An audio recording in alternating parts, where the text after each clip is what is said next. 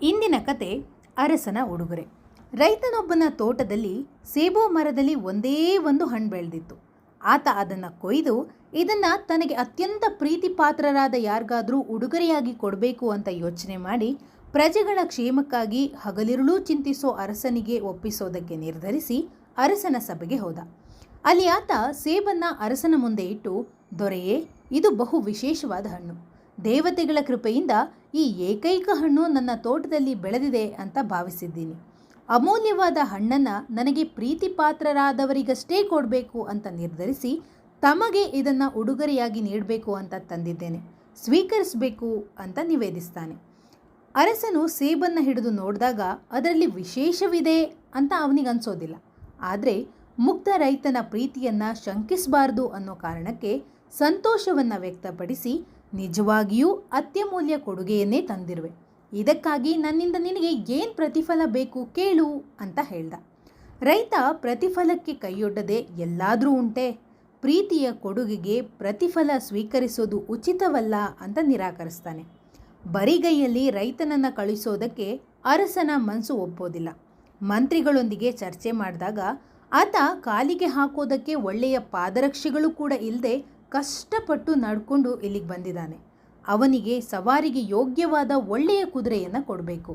ಕುದುರೆಯ ಮೇಲೆ ಅದಕ್ಕೆ ಹೊರಲು ಸಾಧ್ಯವಿರುವಷ್ಟು ಚಿನ್ನದ ನಾಣ್ಯಗಳ ಮೂಟೆಯನ್ನು ಇರಿಸಿದ್ರೆ ಆತ ಸುಖದಿಂದ ಬದುಕೋದಕ್ಕೆ ನೆರವಾಗುತ್ತೆ ಅಂತ ಹೇಳಿದ್ರು.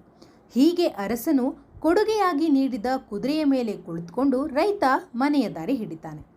ಆತನ ಮನೆಯ ಪಕ್ಕದಲ್ಲೇ ಒಬ್ಬ ಶ್ರೀಮಂತ ರೈತ ಇದ್ದ. ಅವನು ಹೇಗೆ ಅಂದರೆ, ಯಾರಿಗೂ ಕೊಳೆತ ಹಣ್ಣು ಕೂಡ ಉಚಿತವಾಗಿ ಕೊಡೋನಲ್ಲ.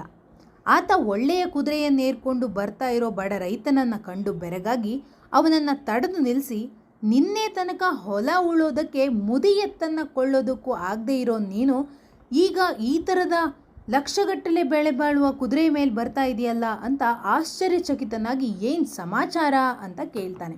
ಅದಕ್ಕೆ ರೈತ, ಇದು ಪ್ರಾಮಾಣಿಕವಾಗಿಯೇ ಸಿಕ್ಕಿದ್ದು. ನನ್ನ ತೋಟದಲ್ಲಿ ಕೆಂಪು ಬಣ್ಣದ ದೊಡ್ಡ ಸೇಬಾಗಿತ್ತಲ್ಲ, ಅದು ಬಹಳ ಅಪೂರ್ವವಾದುದು ಅಂತ ಅಂದ್ಕೊಂಡು ನನಗೆ ಗೊತ್ತಾಗಿ ಅದನ್ನು ಅರಸರಿಗೆ ಉಡುಗೊರೆಯಾಗಿ ತಗೊಂಡು ಹೋಗಿ ಕೊಟ್ಟೆ. ಅವರು ನನಗೆ ಈ ಕುದುರೆಯನ್ನು ಕೊಟ್ಟರು, ಮತ್ತು ಬಂಗಾರದ ನಾಣ್ಯಗಳ ಮೂಟೆಯನ್ನೂ ಹೊರಿಸಿ ಕಳಿಸಿದ್ರು ಅಂತ ಹೇಳ್ತಾನೆ. ಶ್ರೀಮಂತನು ತನ್ನ ತೋಟದಲ್ಲಿ ಒಂದಕ್ಕಿಂತ ಒಂದು ಹೆಚ್ಚು ಆಕರ್ಷಕವಾಗಿರುವ ಸೇಬು ಹಣ್ಣುಗಳು ಬೇಕಾದಷ್ಟಿದೆ. ಒಂದು ಹಣ್ಣಿಗೆ ಒಂದು ಕುದುರೆ, ಒಂದು ಮೂಟೆ ಚಿನ್ನ ಸಿಗುತ್ತೆ ಅನ್ನೋದಾದರೆ ತನ್ನ ಮನೆಯನ್ನು ಅದರಿಂದಲೇ ತುಂಬಿಸಬಹುದು ಅಂತ ಲೆಕ್ಕ ಹಾಕಿ ಅವನು ಚಂದದ ಸೇಬು ಹಣ್ಣುಗಳನ್ನು ಕೊಯ್ಯಿಸಿ ಗಾಡಿ ತುಂಬ ಹೇರ್ಕೊಂಡು ಅರಸನ ಸನ್ನಿಧಿಗೆ ಹೋಗಿ, ನಾನು ಬಡ ರೈತ, ನನ್ನ ತೋಟದಲ್ಲಿ ಅತ್ಯಮೂಲ್ಯವಾದ ಸೇಬು ಹಣ್ಣುಗಳು ರಾಶಿ ರಾಶಿಯಾಗಿ ಬೆಳೆದಿವೆ.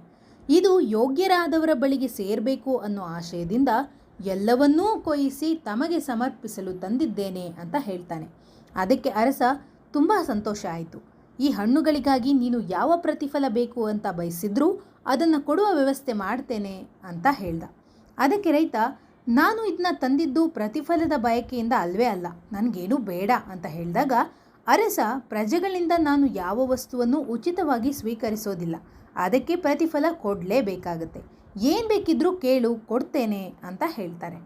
ಶ್ರೀಮಂತ ರೈತ ಮನಸ್ಸಿನಲ್ಲೇ ಸಂತೋಷ ಪಟ್ಕೊಂಡು ಅರಸರು ಪ್ರೀತಿಯಿಂದ ಏನು ಕೊಟ್ಟರೂ ಅದನ್ನು ತೆಗೆದುಕೊಳ್ತೇನೆ ಅಂತ ಹೇಳ್ದ. ಗಾಡಿ ತುಂಬ ಹಣ್ಣು ತಂದಿರುವ ಇವನು ಬಡವನಲ್ಲ ಅಂತ ನಿರ್ಧರಿಸಿದ ಅರಸ ಆತನ ಬೆರಳುಗಳಲ್ಲಿ ಉಂಗುರಗಳನ್ನು ಧರಿಸಿರುವ ಗುರುತನ್ನು ಕಂಡು ಆತ ದುಡಿಯುವವನೂ ಅಲ್ಲ ಅಂತ ಅವ್ರಿಗನ್ಸುತ್ತೆ. ಆತ ಬಡ ರೈತ ತಂದು ಕೊಟ್ಟಿದ್ದ ಸೇಬು ಹಣ್ಣನ್ನು ಒಳಗಿನಿಂದ ತರಿಸಿ ಶ್ರೀಮಂತ ರೈತನ ಕೈಯಲ್ಲಿಟ್ಟು, ಇದು ನನಗೆ ತುಂಬ ಪ್ರೀತಿಯ ಹಣ್ಣು, ಬಡ ರೈತನೊಬ್ಬನ ಶ್ರಮದ ಫಲ, ಇದರ ಬೆಲೆ ಕಟ್ಟೋದಕ್ಕೆ ಸಾಧ್ಯನೇ ಇಲ್ಲ, ಇದನ್ನು ತಗೊಂಡು ಹೋಗು ಅಂತ ಹೇಳಿದಾಗ ಶ್ರೀಮಂತ ರೈತ ಪೆಚ್ಚು ಮೋರೆ ಹಾಕ್ಕೊಂಡು ಮನೆ ದಾರಿ ಹಿಡಿತಾನೆ.